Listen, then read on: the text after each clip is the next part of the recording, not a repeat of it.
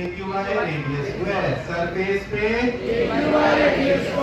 Outside में KQY distance square, solid sphere के outside में KQY, सरफेस पे KQY, आउटसाइड में KQY डिस्टेंस स्क्वायर, सरफेस पे KQY रेडियस स्क्वायर। इनसाइड में रो की टर्म्स में कितना? Rho R by 3 epsilon naught, rho R by 3 epsilon not.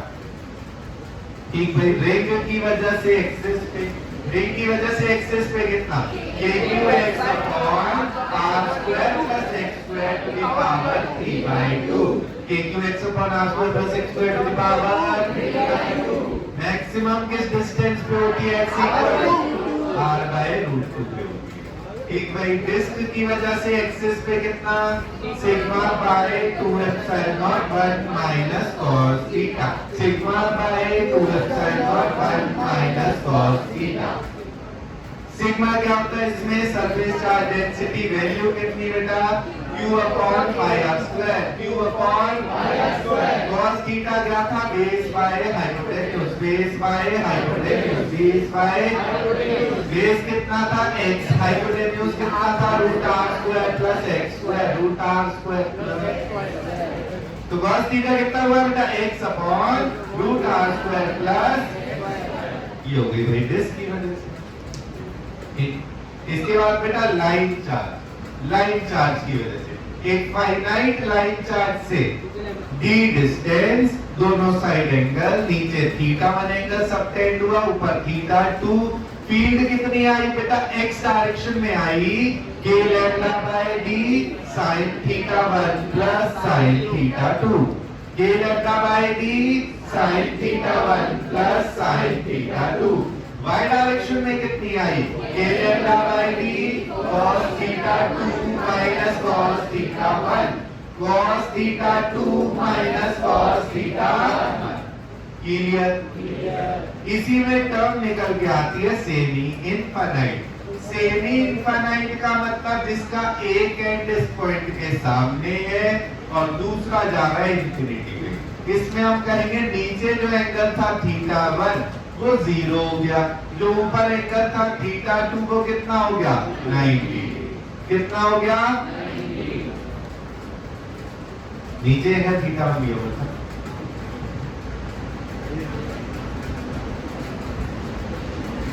नीचे ही θ1 दिया था। ठीक है, तो अपने पास आ गया बेटा नीचे जो एंगल है θ1 वो 0 हो गया, ऊपर जो एंगल है θ2 वो 90 डिग्री, क्योंकि इंफिनिटी पे जा। इसके लिए फील्ड कितनी आई बेटा? x डायरेक्शन में आई कितनी? k लैम्डा बाय d, क्योंकि sin 90 प्लस sin 0 हो जाएगा कितना? 1। e y बेटा cos θ2 माइनस cos θ1 तो कितना आया? k lambda by d cos 90 0 minus cos 0 1, तो इसलिए कितनी आ जाती है? Minus k lambda by d। ये सेमी इनफाइनाइट के लिए थी बेटा। फिर इनफाइनाइट के लिए देखा, दोनों ही एंगल 90 डिग्री, दोनों ही एंगल। इनफाइनाइट मतलब उस पॉइंट के सामने वायर है, ऊपर भी बहुत दूर तक है, नीचे भी बहुत दूर। ऊपर भी एंगल वहां तक पहुंचाना है तो 90 डिग्री, नीचे भी एंगल बिल्कुल एंड तक पहुंचाना है तो 90। तो भाई दोनों में एंगल 90 90 रखा। EX आ गया 2k lambda by d, EX कितना होगा? 2k lambda. EY कितना होगा? 0। EY कितना? 0। ये हो गई भैया फाइनाइट, सेमी इनफाइनाइट और इनफाइनाइट लाइन चार्ज की। क्लियर है? फिर आता है भाई infinite sheet. Infinite sheet, sheet होगी नॉन कंडक्टिंग जिसकी एक साइड सिग्मा है, एक फेस पे सिग्मा है। यहाँ फील्ड कितनी आ जाती है? Sigma bye 2 epsilon not, sigma bye. ठीक है, इसके बाद आई आर्क, थीटा एंगल, लैम्डा दिया है, लैम्डा गिवन है, आर रेडियस गिवन है और ये एंगल थीटा है। फील्ड कितनी आ जाएगी बेटा? KQ by R square into sin theta by 2 upon theta, KQ by R square sin theta by 2 upon theta by 2। किधर होगी? Along angle bisector, along angle bisector.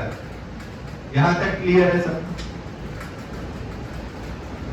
ठीक, अपन फील्ड लाइंस टॉपिक शुरू करा था, नहीं करा था? नहीं करा, वर्बली डिस्कस करा था, लिखा नहीं था, ऐसा हुआ या कर लिया?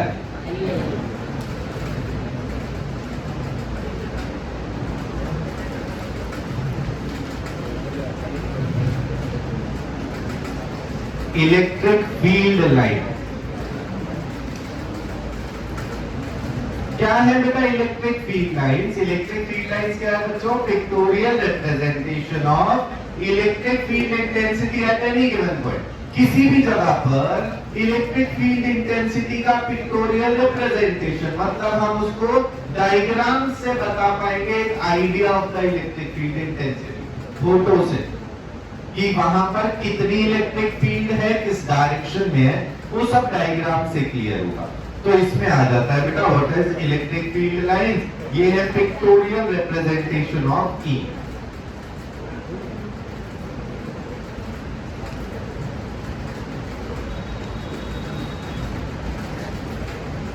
ई का पूरा नाम क्या होता है बेटा? Electric field intensity, pictorial representation of electric field intensity. यहां पर ये क्या हो जाएंगे? ये बेटा कोई भी कर्व्स हो सकते हैं जिन पे टेंजेंट बताएगी डायरेक्शन ऑफ इलेक्ट्रिक फील्ड, जिन पे टेंजेंट हमें क्या बताएगी? Direction of electric. और क्लोजनेस ऑफ फील्ड लाइंस बताएगी एक idea of magnitude of electric field. जितनी पास पास फील्ड लाइन होंगी, मैग्नीट्यूड ऑफ इलेक्ट्रिक फील्ड उतना ज्यादा। तो they are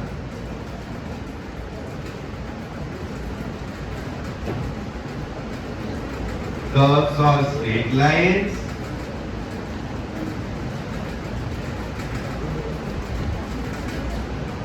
with tangent along direction of E.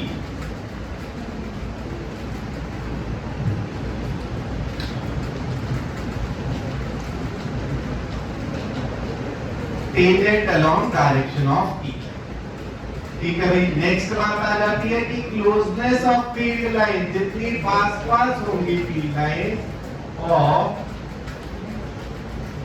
Field line proportional to magnitude of, जितना ज्यादा इलेक्ट्रिक फील्ड इंटेंसिटी उतनी पास पास होंगी फील्ड लाइन। और सबसे मेन यहाँ पर प्रॉपर्टी एक आ जाती है, बहुत बार इसका सवाल भी बनता है कि ये कभी इंटरसेक्ट नहीं होगी। They never intersect, they never intersect.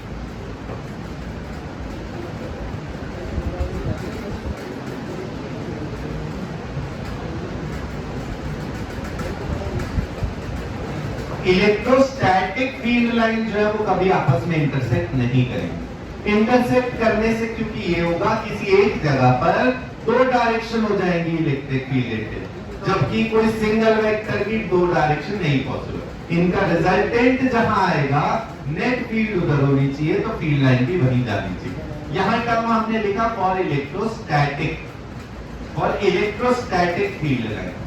ठीक है। एक और इलेक्ट्रिक फील्ड होती है, ये इलेक्ट्रोस्टैटिक की है, चार्ज रुका हुआ उसकी इलेक्ट्रिक फील्ड है ना। एक और होती है जो इंड्यूस्ड इलेक्ट्रिक फील्ड होती है, ईएमआई में आती है, उसमें क्लोज्ड कर्व्स बन सकते हैं, उसमें क्लोज्ड कर्व्स बन सकते हैं। ठीक है, वो बात में देखी जाएगी। अब बेटा थोड़े थोड़े एग्जांपल्स। प्लस क्यू अगर है बेटा, हमें पता है इससे जितना बाहर जाएंगे फील्ड की वैल्यू बढ़ती जाएगी या कम होती जाएगी? जितना दूर जाएंगे फील्ड की वैल्यू उतनी कम होती जाएगी। और बेटा क्यू के आसपास फील्ड की डायरेक्शन किधर होगी? आउटवर्ड्स या इनवर्ड्स?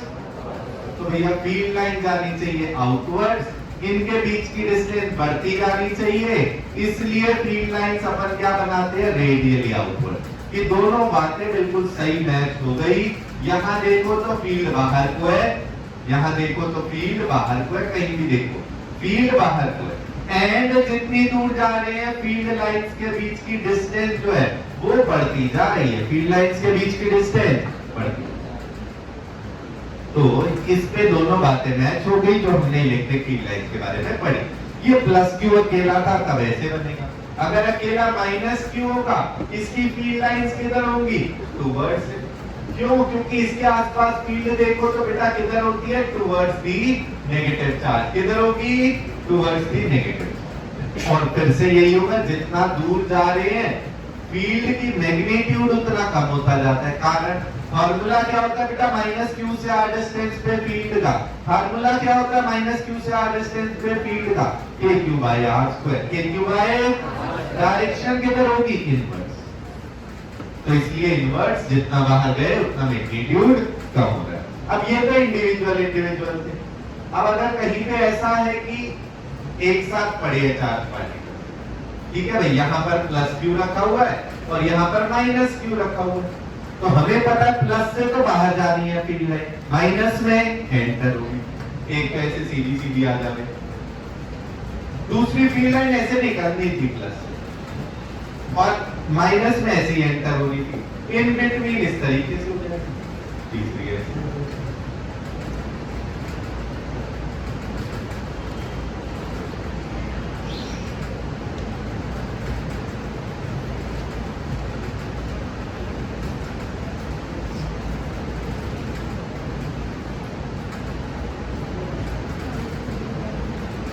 प्लस के आसपास माइनस पड़ा है तो इस तरीके से बन जाएंगी फील्ड। नेक्स्ट, अगर प्लस के आसपास प्लस ही पड़ा हो, सेम टाइप के चार्जेस पड़े, प्लस क्यू प्लस, तो हम जानते हैं बेटा एक तो सेंटर पे फील्ड कितनी होगी, बिल्कुल सेंटर पे कितनी होगी, जितनी एक की वजह से फील्ड है इस डायरेक्शन में उतनी दूसरे की वजह से ऑपोजिट में है। तो बिल्कुल सेंटर पे अगर देखें फील्ड कितनी होनी चाहिए थी, यहाँ कोई फील्ड लाइंस नहीं होनी चाहिए। अच्छा, इसके ऊपर देखें अगर ऐसे, ये इक्वेटोरियल पोजीशन पे बेटा पॉजिटिव की वजह से इधर है, इस पॉजिटिव से इधर है, रिजल्टेंट कहाँ आएगा, ऊपर।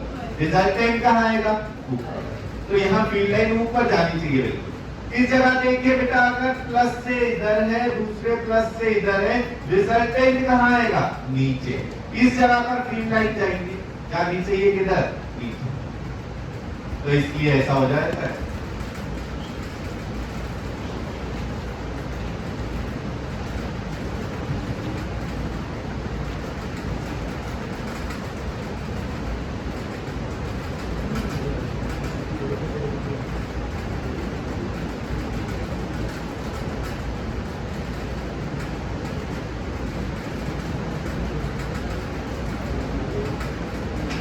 इस तरीके से फील्ड लाइंस बन जाती है।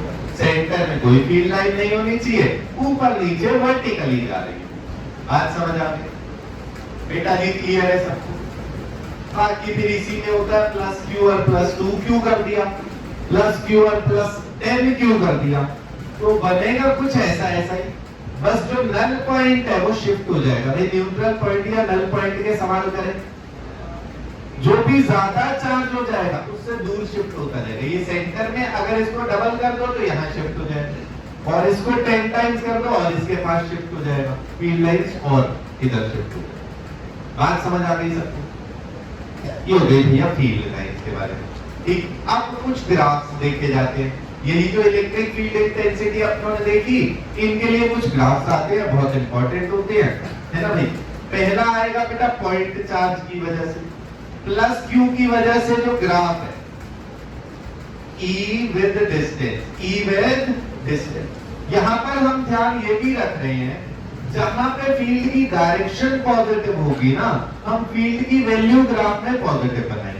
जहां फील्ड की डायरेक्शन बेटा नेगेटिव में होगी तो फील्ड की वैल्यू हम नेगेटिव में बनाएंगे। इस जगह पर अगर देखें प्लस क्यू से, बेटा प्लस क्यू से जो फील्ड है वो किधर होता है, अवे या टुवर्ड्स द चार्ज, अवे या टुवर्ड्स अवे। तो इससे अवे का मतलब पॉजिटिव डायरेक्शन, पॉजिटिव डायरेक्शन है तो ऊपर बनेगी।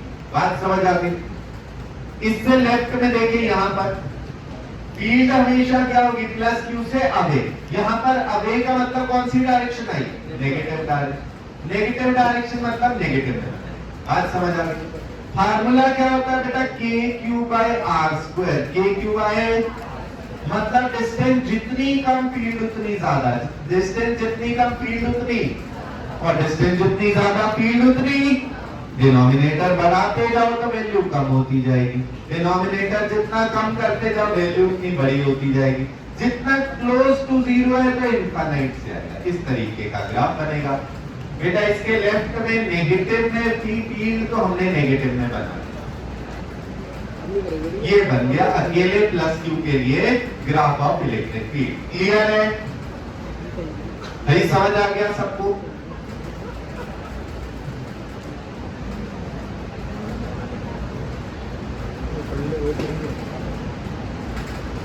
यही अगर माइनस क्यू रखा जाए,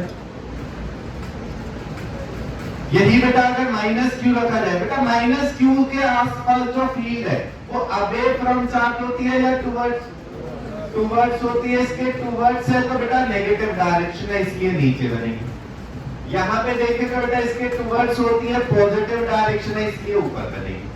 वैल्यू बेटा कैसी होगी? जितनी इसके पास है उतनी बड़ी वैल्यू, जितनी इसके पास है उतनी बड़ी वैल्यू, जितनी इसके पास है उतनी बड़ी। अब बेटा अगर हमने कहा चार्ज के राइट में देखें तो बेटा क्यू की डायरेक्शन नेगेटिव थी, वैल्यू नेगेटिव में बनानी है, ये ग्राफ आ गया, टच नहीं करेगा एक्सिस।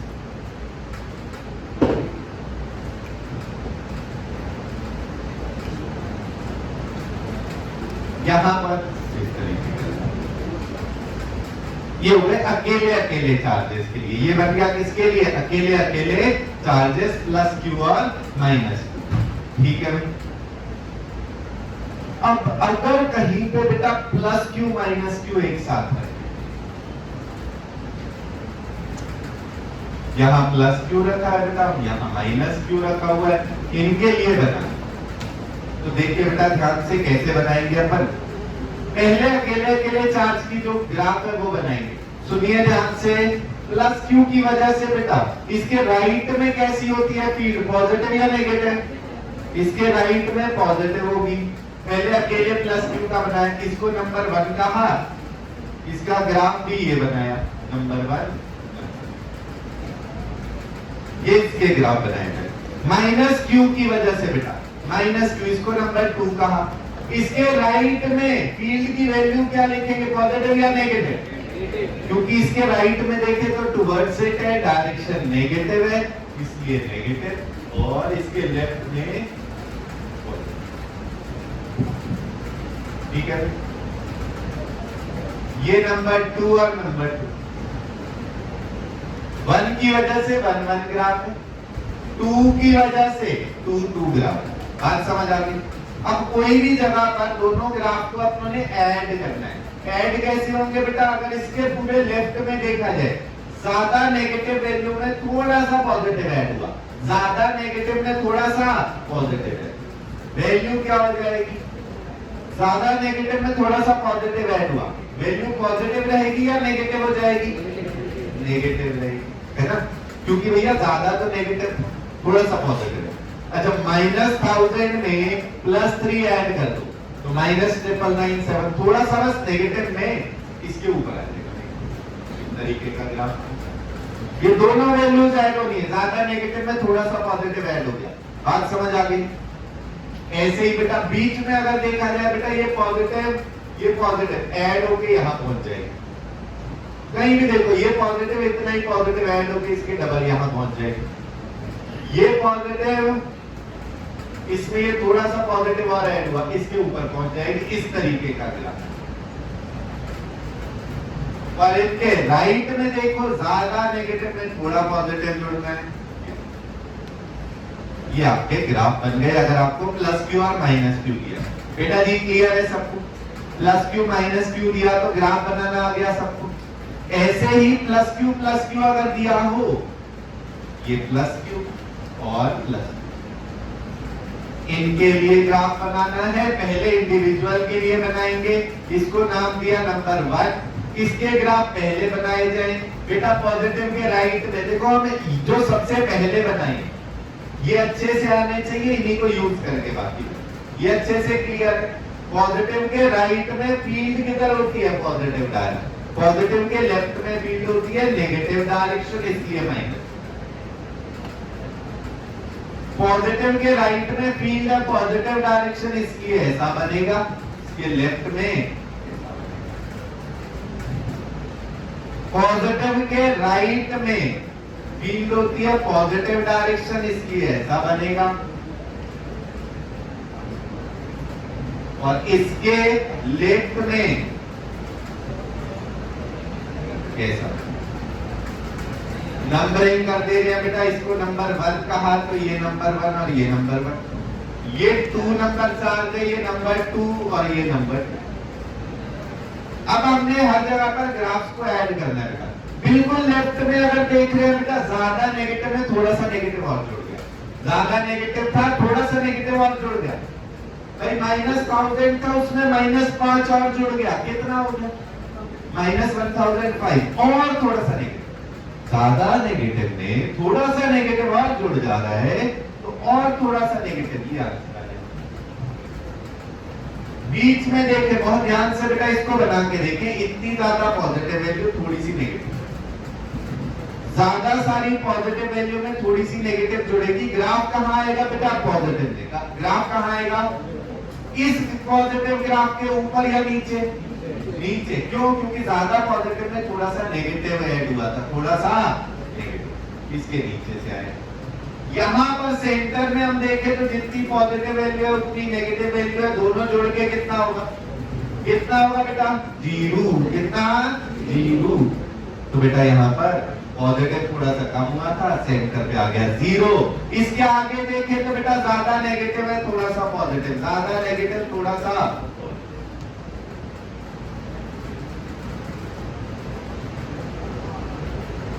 और बिल्कुल राइट में देखें तो दोनों ग्राफ कह रहे हैं पॉजिटिव पॉजिटिव वैल्यू है, दोनों ग्राफ क्या कह रहे हैं? पॉजिटिव पॉजिटिव वैल्यू है। एक ज्यादा पॉजिटिव, एक छोटू पॉजिटिव। ज्यादा पॉजिटिव में छोटू पॉजिटिव ऐड करना है तो थोड़ी सी वैल्यू बढ़ जाएगी। ये जो ब्लू वाला है ये फाइनल ग्राफ है, जो ब्लैक वाले हैं वो नंबरिंग के साथ लिखे। 1 नंबर चार्ज के 1 1 ग्राफ, 2 नंबर चार्ज के 2 2 ग्राफ। ब्लू वाला जो है वो रिजल्टेंट ग्राफ।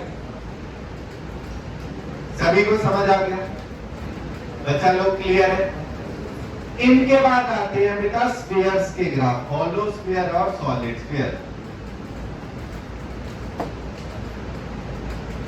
ये भी बहुत इंपॉर्टेंट है बेटा, स्फीयर्स के ग्राफ, स्फीयर्स की फील्ड, आगे जाके टॉपिक पोटेंशियल आएगा, वो बहुत इंपॉर्टेंट है। ज्यादा बहुत से सवाल जो है वो स्फीयर पे बनते हैं। तो बेटा जी हॉलो स्फीयर के लिए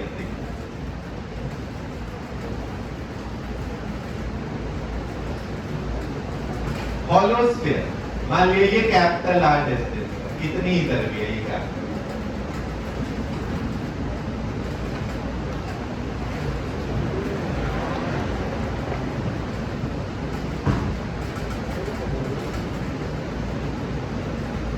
ठीक हुई। हॉलो स्फीयर के इनसाइड में फील्ड कितनी होती है बच्चों?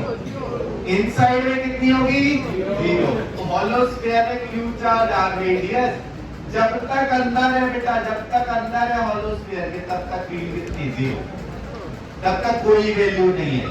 जैसे ही सरफेस पे पहुंचे एकदम से कितनी वैल्यू आ गई? KQ by capital R square. कितनी वैल्यू आ गई?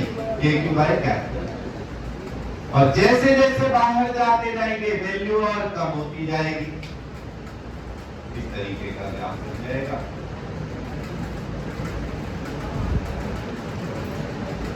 ये हॉलो स्फीयर के लिए इनसाइड में 0, सरफेस पे KQ by capital R square, बाहर KQ by small r square, inside में 0। 6th बेटा ये आएगा सॉलिड स्फीयर के लिए। किसके लिए बनेगा? Solid sphere, Q, R।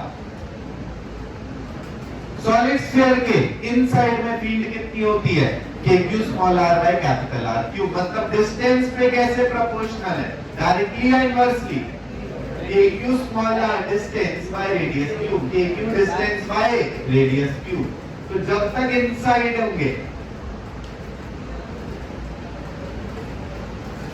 Even distance, जब तक इनसाइड है तो क्या होगा? KQ distance by radius Q, distance के डायरेक्टली प्रोपोर्शनल। डायरेक्टली प्रोपोर्शनल है तो ग्राफ स्ट्रेट लाइन। कब तक? जब तक कैपिटल R पे पहुंचे, सरफेस तक पहुंचे। यहां वैल्यू हो गई KQ by capital R square. कितनी हो गई? KQ by capital. इसके बाद जो बाहर है वो ऐसा ही बनेगा, KQ बाय डिस्टेंस। क्लियर हो गया? ये दोनों ग्राफ हमने एक्सिस के राइट में बनाए, आप लेफ्ट में भी बना सकते हैं। यहाँ तक 0 है, एकदम से वैल्यू आई तो इसके बाद इसके लेफ्ट में भी बना सकते हैं, यहाँ तक बेटा लीनियर है, इसके बाद एकदम से वैल्यू आई और इनवर्सली प्रोपोर्शनल। ये आ गया सॉलिड स्फीयर के लिए। बच्चों ये क्लियर है सबको? Hollow sphere and solid sphere, hollow sphere and solid sphere clear हो गए। 7 ये कैसे बन रहा है वो अभी अपन डिस्कस नहीं करेंगे, क्योंकि जो 7th ग्राफ है इसमें ग्राफ ट्रांसफॉर्मेशन का काफी यूज आता है। ये रिंग के लिए, रिंग की फील्ड कितनी होती है? KQ x upon r square plus x square to the power 3/2। KQ x upon r square plus x square to the power 3/2। तो भैया x upon r square plus x square की power 3/2 इसका graph बना। तो वैसे graph transformation से समझाया जा सकता है, पर अभी अपने को रिक्वायरमेंट नहीं है। यहां पर अगर रिंग रखी है बेटा तो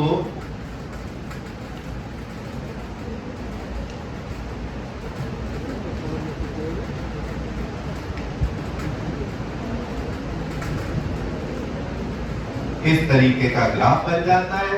और बेटा इसमें जो मैक्सिमम वैल्यू आ रही है वो किस जगह पर आएगी? x इक्वल टू r बाय root 2, x equal to r बाय रूट 2, इस पे मैक्सिमम वैल्यू। ये आ गए बेटा अपने इलेक्ट्रिक फील्ड इंटेंसिटी के ग्राफ, E के ग्राफ हो गए।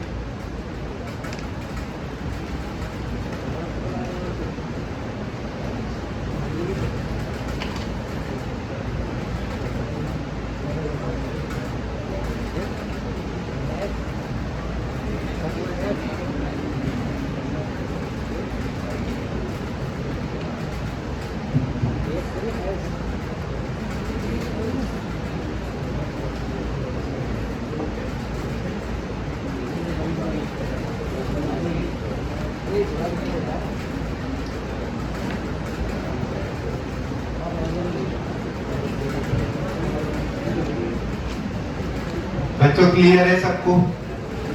भाई क्लियर है सभी को?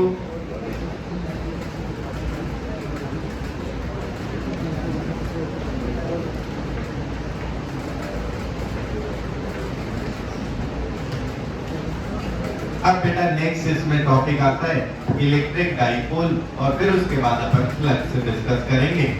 पहले इलेक्ट्रिक डाइपोल देख लेते हैं।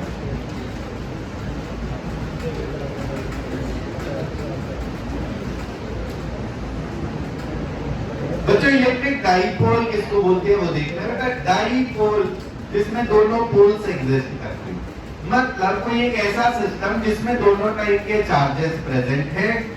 और एक्चुअल में इलेक्ट्रिक डाइपोल होता है कि two charges of opposite sign and same magnitude fixed at a distance. ऐसा काम या फिर ऐसा टॉपिक हम क्यों पढ़ते हैं? क्योंकि नेचुरली बहुत जगह पे एग्जिस्ट करते हैं। कारण क्या है? क्योंकि बेटा आप केमिस्ट्री में बॉन्ड्स पढ़ते हैं, एक तो हो गए आयनिक, दूसरे कौन से होते हैं जो सबसे ज्यादा यूज होते हैं? कोवेलेंट के दो टाइप होते हैं, एक पोलर कोवेलेंट और दूसरे non polar.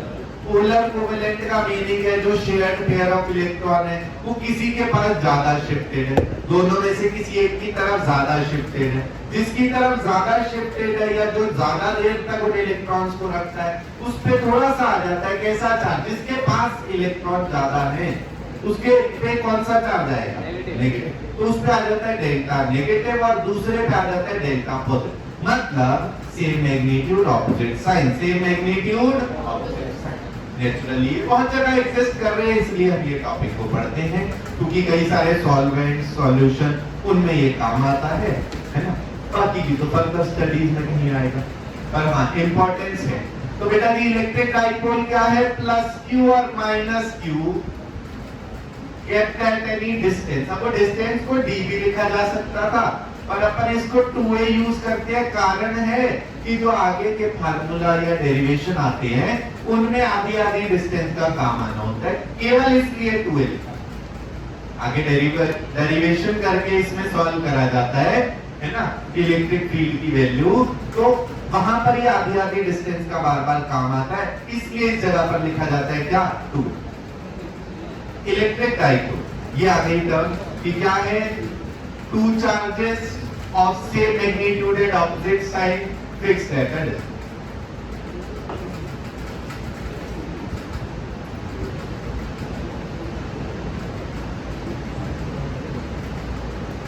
Same magnitude and opposite sign at a finite distance.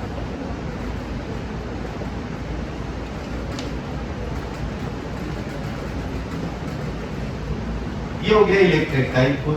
इसमें बेटा फिर टर्म आती है अपनी जो सबसे पहले यूज होनी है, that is dipole moment. Dipole moment ये एक वेक्टर क्वांटिटी है बेटा, P से डिनोट करते हैं, माइनस Q से प्लस Q की तरफ होता है ये वेक्टर।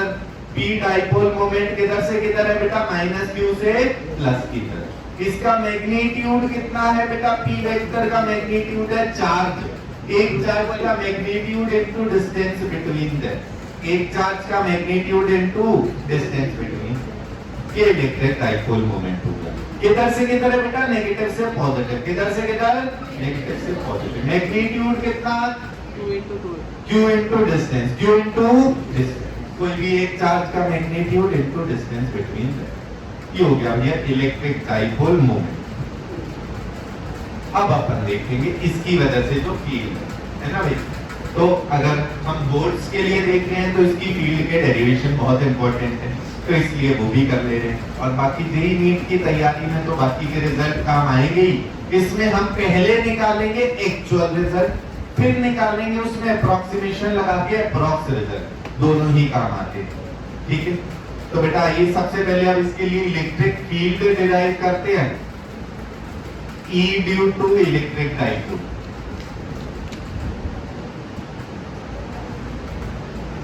इलेक्ट्रिक डाइपोल की वजह से कितनी इलेक्ट्रिक फील्ड होती है ये हमने डिराइव करनी है। सबसे पहले हम कहेंगे इक्वेटोरियल पोजीशन, पहले ये पोजीशन डिफाइन कर देते हैं, किसको बोलेंगे,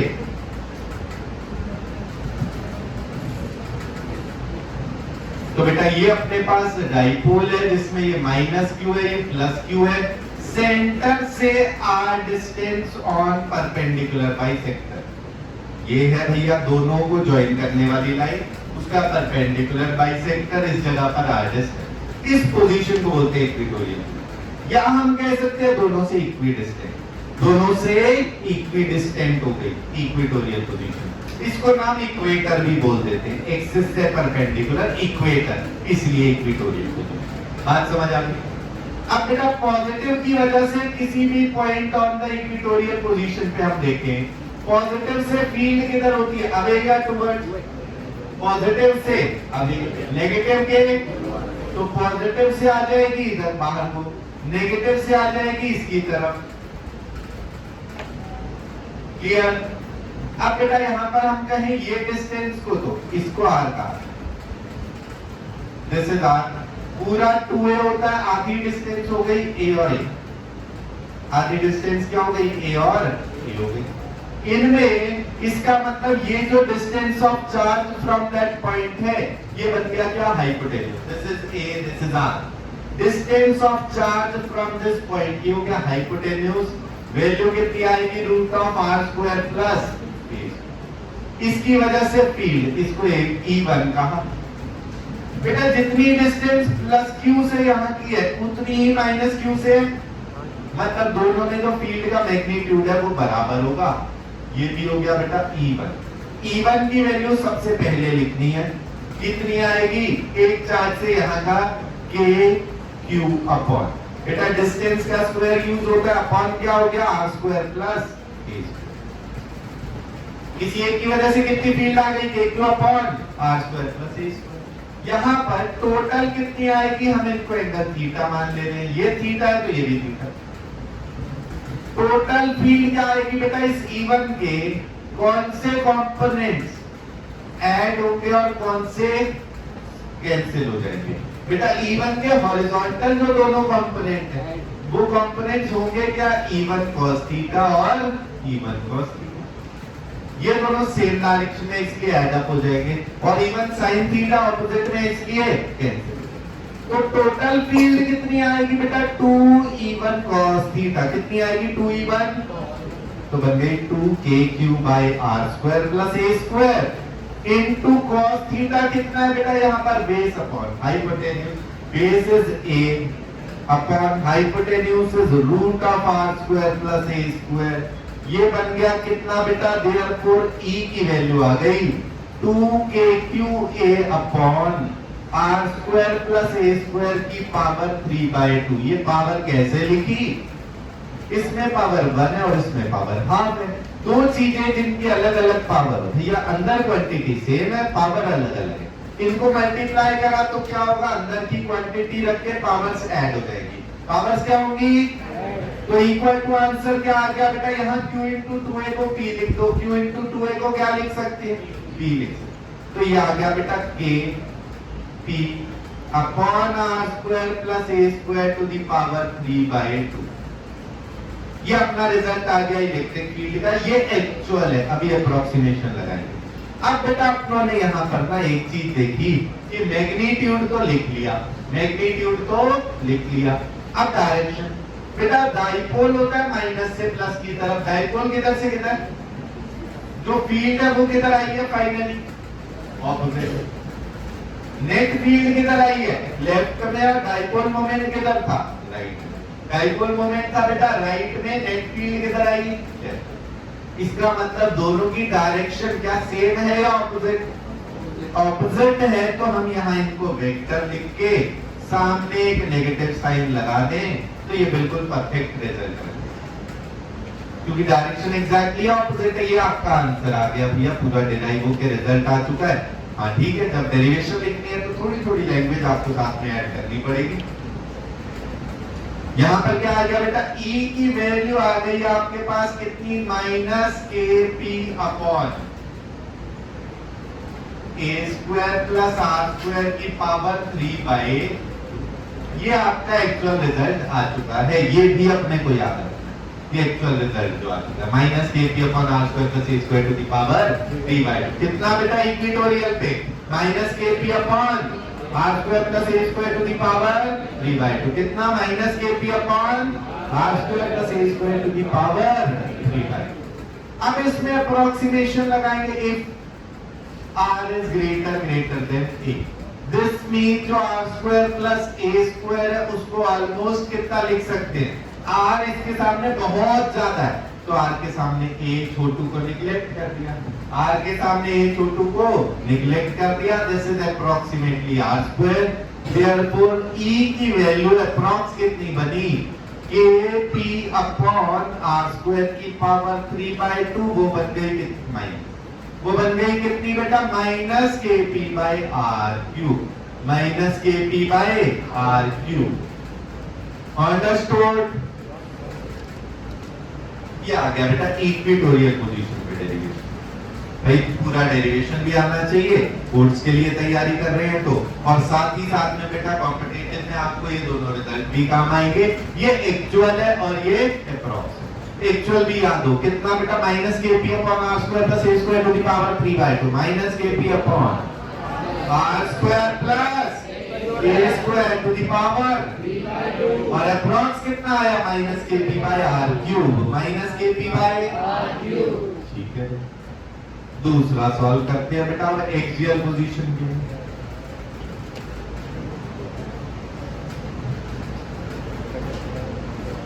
सेकंड आ रहा है बेटा एक्सियल पोजीशन के लिए। एक्सियल पोजीशन मतलब एक्सिस के अलाउंग, यहां पर अगर माइनस क्यू रखा प्लस क्यू रखा, इसके सेंटर से आर डिस्टेंस पे इस जगह फील्ड है, माइनस क्यू रखा प्लस क्यू रखा और सेंटर से आर डिस्टेंस पे फील्ड चाहिए। बेटा जी प्लस क्यू को हमने नंबर 1 दिया और माइनस क्यू को नंबर 2 कहा, बेटा ये डिस्टेंसेस ए और ए हैं, सेंटर से कोई भी एक चार्ज की डिस्टेंस कितनी है a, प्लस क्यू से डिस्टेंस कितनी हो गई, प्लस क्यू से इस पॉइंट की डिस्टेंस कितनी हो गई r माइनस ए, माइनस क्यू से कितनी हो गई r प्लस ए, यहां से डिस्टेंस कितनी बची r माइनस ए, माइनस क्यू से कितनी हो गई r प्लस ए। तो आप यहाँ पर दो फील्ड लिख देंगे बेटा, एक लिखेंगे E1 E1 किसकी वजह से होगी बेटा? प्लस की वजह से। वो कितनी आ रही है बेटा? K Q upon R minus A का होल स्क्वायर। E2 जो है वो नेगेटिव की वजह से। E2 किसकी वजह से? नेगेटिव की वजह से। नेगेटिव से डिस्टेंस कितनी हो गई है? R प्लस है। कितनी डिस्टेंस हो गई? R plus. इससे फील्ड कितनी आएगी? KQ अपॉन R प्लस ए का होल स्क्वायर।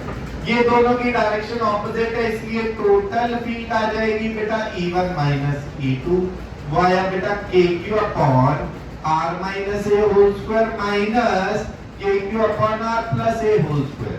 इस जगह किया जाएगा सॉल्व करने के लिए क्या? एलसीएम बाजी। क्या करेंगे? एलसीएम बाजी। एलसीएम लिया जाएगा। अपॉन में क्या आ गया? दोनों मल्टीप्लाई करे जाए तो बन गया R स्क्वायर माइनस ए स्क्वायर का होल स्क्वायर। बेटा ये R minus a to R plus a क्या होना था? R स्क्वायर माइनस ए स्क्वायर। दोनों का ही स्क्वायर है तो इसका भी R minus a to R plus a क्या होता है? R स्क्वायर माइनस ए स्क्वायर। दोनों का ही स्क्वायर है तो रिजल्ट का भी स्क्वायर हो गया। ऊपर आ गया बेटा KQ कॉमन, बाकी बचा R plus A whole square minus R minus A whole square equal to बेटा KQ इनटू देखो a plus B whole square होता है a square plus B square plus 2ab और a minus B whole square होता है a square plus B square minus 2ab। जब subtract करेंगे तो a square plus B square खत्म हो जाएगा। यहां बचा प्लस 2a और माइनस करा माइनस 2a। 2ar इसे सब्ट्रैक्ट कर रहे हैं माइनस 2ar बचेगा कितना? 4ar। कितना बचा? 4ar upon are square minus A square का whole square upon are square minus A square का होल स्क्वायर। इसमें फिर से आप Q इंटू 2a को क्या लिख पाएंगे बेटा? Dipole moment. Q into 2a क्या आएगा? डाइपोल इक्वल टू आगे बेटा Q और 2a को समेट दो बाकी 2 बचेगा। K2RB upon are square minus A square का होल स्क्वायर। ये E है 2kpr upon r square minus ए स्क्वायर का होल स्क्वायर ऐसे ही लिख दो। चलो 2kpr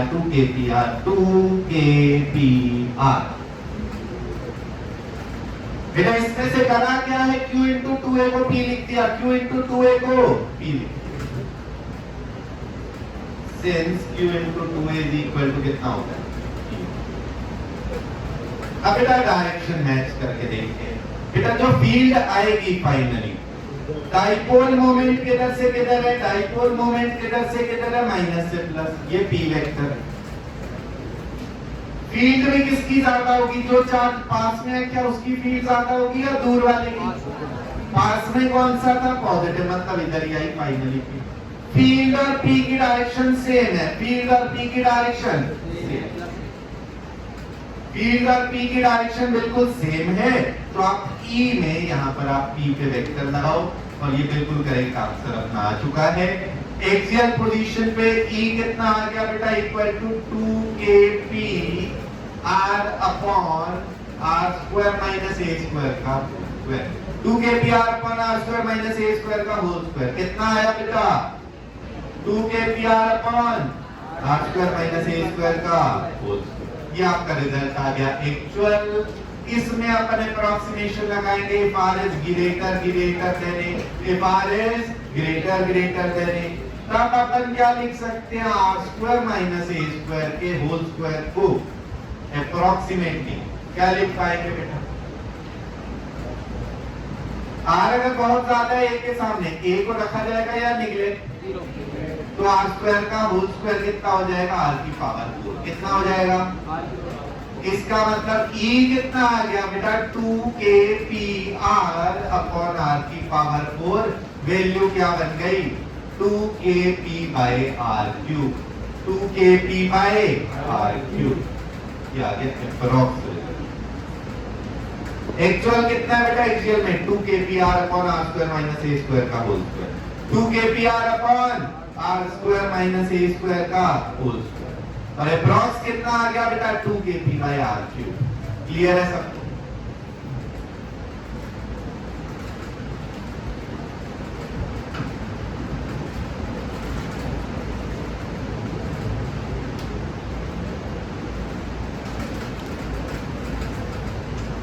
तो ये है बेटा एक्सियल पोजीशन के लिए। ठीक है, डाइपोल की वजह से एक्सियल पोजीशन पे कितनी इलेक्ट्रिक फील्ड होगी ये आपको मैं सॉल्व करूंगा।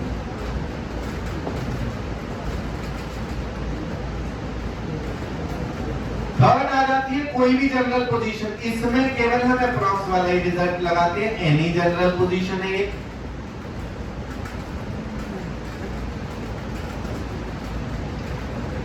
साथ में लगाना यही आर ग्रेटर देन ए वाले। अब एनी जनरल पोजीशन में देखें कैसे होगा बेटा, ये डाइपोल रखा पी, ये डिस्टेंस आर, ये एंगल थीटा। डाइपोल रखा पी, ये डिस्टेंस आर है और यहाँ पर एंगल जो है वो थीटा। ये आपको गिरा।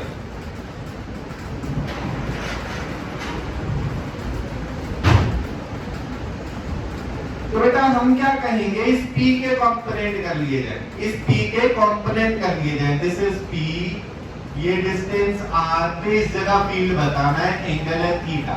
बेटा P के कंपोनेंट एंगल की तरफ क्या होता है, कॉस, जिधर एंगल है उधर कॉस, इसके परपेंडिकुलर साइन।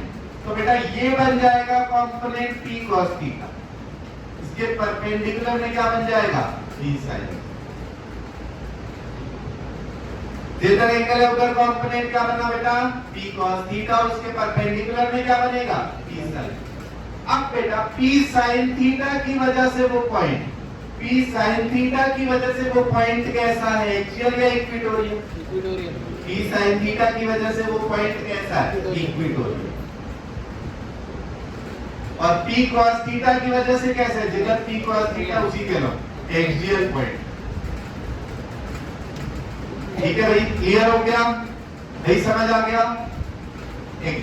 इसको फिर नंबर 1 कहा, इसको नंबर 2 कहा, दोनों की वजह से अपन फील्ड लिखेंगे। पॉइंट थोड़ा पास कर देते हैं यहाँ पर ताकि हम वो वैल्यूज लिख पाए। बेटा इक्वेटोरियल का रिजल्ट क्या आता है, फॉर लार्ज डिस्टेंस इक्वेटोरियल से फील्ड क्या होती है, minus kp by r cube, minus kp by. तो बेटा जी जो इक्वेटोरियल है जिधर ये है उसके ऑपोजिट में, यहाँ पर p की जगह क्या वैल्यू है, p sin थीटा, इधर आ जाएगा कितना, k p sin theta by r cube, k p sin theta by r, इस डाइपोल के ऑपोजिट एग्जैक्टली बना देती है इक्वेटोरियल। ये क्या हो गई, पहली E1 हो गई। E2 क्या होगी बेटा, P cos थीटा की वजह से, P cos थीटा। एक्सियल से क्या रिजल्ट आया, वेरी लार्ज डिस्टेंस, एक्सियल का रिजल्ट क्या आया बेटा, ये तो था एक्चुअल, इसके बाद अप्रॉक्स में कितना आया, 2kp बाय। तो बेटा एक्सियल के लिए आप लगा देंगे 2kp बाय r, ये कितना आया 2k। इसमें वैल्यू कितनी है डाइपोल मोमेंट की, P cos theta upon r cube. अब अगर अपने को पूरा E चाहिए बेटा, दो अलग अलग फील्ड जो हैं उनके बीच में एंगल कितना है, इनके बीच में एंगल कितना है, तो इसलिए आ जाएगा E1 square plus E2 square का रूट इक्वल टू बनेगा under root of kp sin theta by r cube का whole square plus 2kp cos theta by r cube का होल स्क्वायर।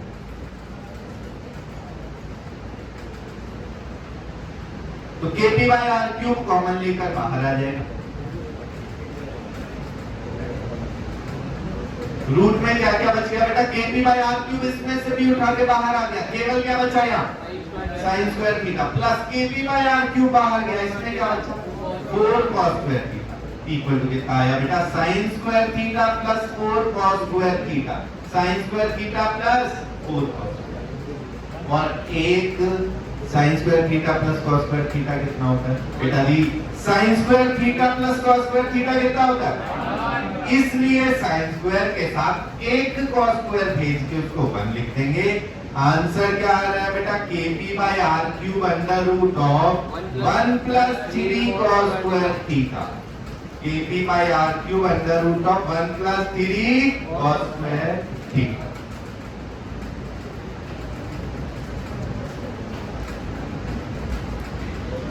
ये आ गए बेटा अपने result for axial position, equatorial और एनी जनरल पोजीशन। इतना समझ आ गया है सबको, भाई क्लियर है?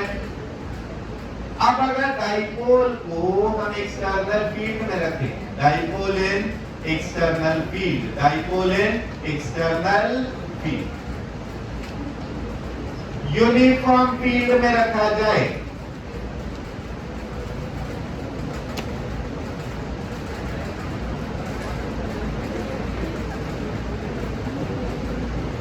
यूनिफॉर्म फील्ड में अगर डाइपोल को रखा है, ये पी डाइपोल है, यहाँ एंगल थीटा है। बेटा डाइपोल मोमेंट की डायरेक्शन किधर से किधर होती है? उसके अंदर के नेगेटिव से पॉजिटिव या पॉजिटिव से नेगेटिव? डाइपोल मोमेंट की डायरेक्शन नेगेटिव क्यू से पॉजिटिव क्यू, नेगेटिव क्यू से पॉजिटिव पे फोर्स कहां लगेगा? बेटा जी कॉन्सेप्ट पिछले सारे यूज आते हैं। इलेक्ट्रिक फील्ड इंटेंसिटी क्या डिफाइंड है? What is electric field intensity?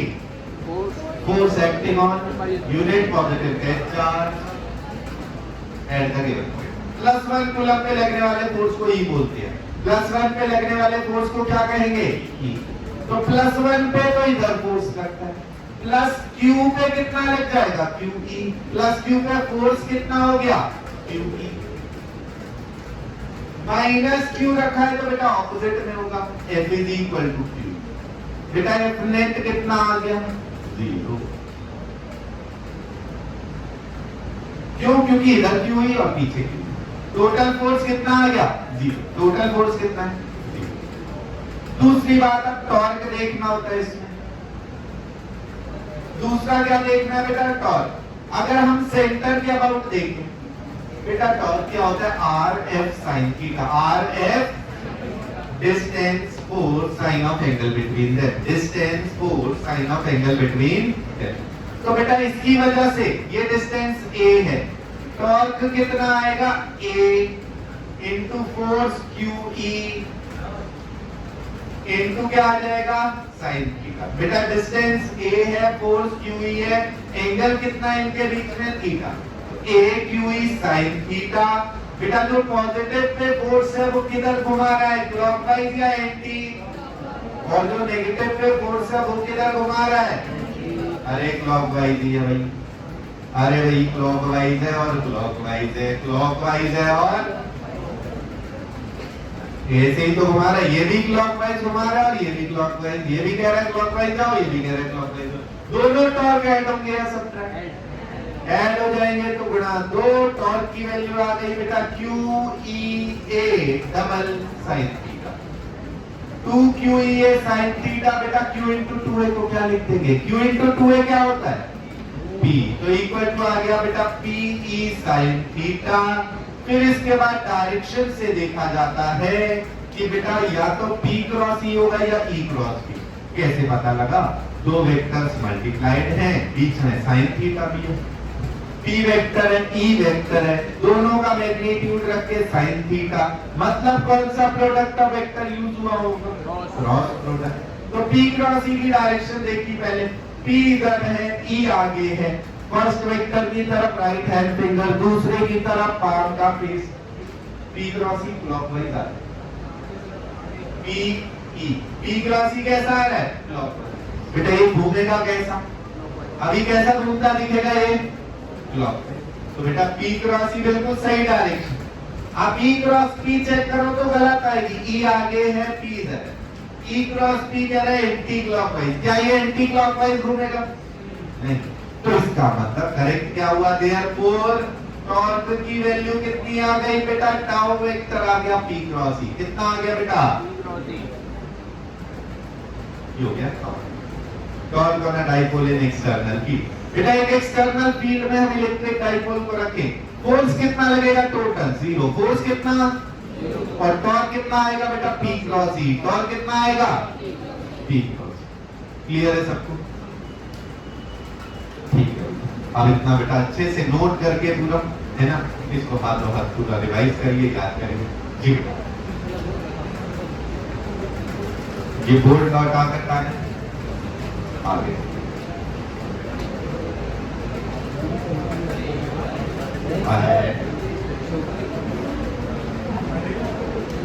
हाँ पहले ये नोट कर लो भैया इतना। है ना, इसको याद कर लो। जब ये हो चुका होगा मैं इस बोर्ड को बता देता हूँ।